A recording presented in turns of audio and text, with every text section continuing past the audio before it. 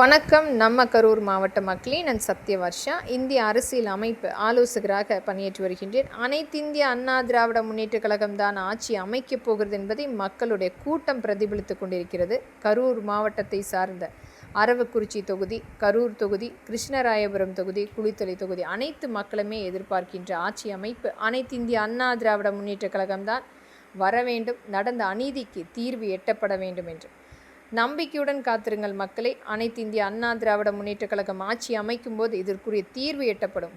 ஒவ்வொரு இடத்திலுமே நடந்த அநீதி முழுமையாக மீட்டெடுத்து கொடுக்க முடியும். ஆனால் இன்றைக்கு மீட்டெடுத்து கொடுக்க முடியாத அநியாயம் என்பது இந்த திராவிட முன்னேற்றக் கழகத்தினுடைய 2.0 விளம்பர மாடல்.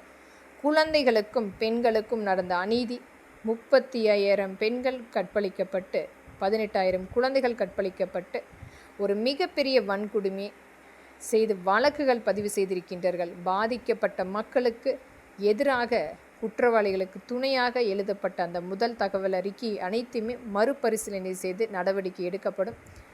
ஆனால் இன்றைக்கும் இந்த திராவிட முன்னேற்றக் கழகத்தோடு சேர்ந்து செயல்பட்டு கொண்டிருக்கும் இந்த காவல்துறை நமக்கு வேண்டுமா என்று மக்கள் தீர்மானிக்க வேண்டும். அண்ணா பல்கலைக்கழகத்தில் நடந்த அந்த மாணவிக்கு அந்த வன்கொடுமை உதயநிதிதான் காரணம் என்று தெரிந்தால் கூட வாய் திறக்காத ஊடகங்கள், அரசியல் அமைப்புகள் யார் இந்த சாரோடு இன்றைக்கும் பிரதிபலித்து கொண்டிருக்கிறது. அனைத்துக்குமே தீர்வு எட்டப்படும். உச்சநீதிமன்றம், நம்மளுடைய மத்திய அரசும், உயர்நீதிமன்றம் இதற்குரிய வழக்கு பதிவு செய்து சட்ட நடவடிக்கை எடுக்கப்படும். ஒரு மிகப்பெரிய அளவில் வன்கொடுமைகளுக்கு மேல் வன்கொடுமை செய்து தினமும் ஒரு 4 கோடி ரூபாய் தன்னுடைய குடும்ப விளம்பரத்துக்காக செலவழித்து விளம்பர போஸ்டர்களாக மட்டுமே ஒவ்வொரு மாவட்ட ரீதியாக நாம் பார்த்தது.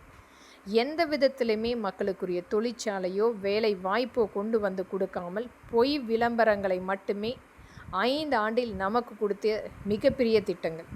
மத்திய அரசு நமக்கு கொடுத்த அந்த 7 லட்சம் கோடி இன்றைக்கு முழுமையாக திராவிட முன்னேற்றக் கழகத்தினுடைய சொத்தாக கஜானாவை அலங்கரித்து கொண்டிருக்கிறது.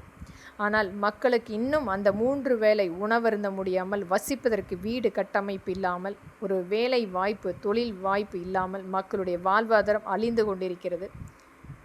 இவர்களுடைய குடும்பம் இன்றைக்கு முழுமையாக தமிழ்நாட்டை ஒவ்வொரு இடத்திலுமே ஆக்கிரமிப்பு செய்து கொண்டிருக்கிறது. பினாமி நிறுவனங்களாக மாற்றிக்கொண்டிருக்கிறது. ஒவ்வொரு இடத்தையுமே ஆக்கிரமி செய்து இவர்களுடைய நிலமாக, தொழிற்சாலைகளாக மிகப்பெரிய அளவில் ஒரு சரகேட் பிஸ்னஸாக இன்றைக்கு முழுமையாக ஒவ்வொரு மாவட்டத்தையுமே குறிவைத்து நடந்து கொண்டிருக்கிறது. இது கரூர் மாவட்டம் மட்டுமல்ல, அனைத்து மாவட்டத்தையுமே மிகப்பெரிய அளவில் ஆக்கிரமி செய்து கொண்டிருக்கும் இந்த திராவிட முன்னேற்றக் கழகத்தினுடைய 2.0 விளம்பர மாடல் நமக்கு தேவையா என்பது மக்கள் கண்டிப்பாக தீர்மானிக்க வேண்டும். ஒவ்வொரு இடத்திலுமே கோவில்களை இடிப்பது, அந்த கோவிலில் சமஸ்கிருத மந்திரம் ஓதக்கூடாது, ஹோமம் வளர்க்கக்கூடாது, கோவிலில் சாமியை வழிபடக்கூடாது என்பதற்காக நடந்த அநீதி என்பது மக்களுடைய நம்பிக்கையை உடைத்த இந்த திராவிட முன்னேற்றக் கழகத்தின் ஆட்சி நமக்கு வேண்டுமா என்று மக்கள் தீர்மானிக்க வேண்டும்.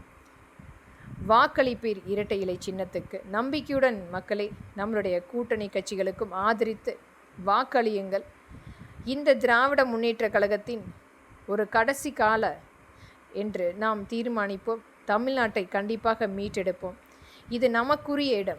இன்றைக்கு ஒரு திராவிட முன்னேற்றக் கழகத்தினுடைய விளம்பர மாடல் இனி தொடரக்கூடாது என்பதற்குரிய அங்கீகாரமாக உங்களுடைய வாக்கு பதிய வேண்டும். நன்றி.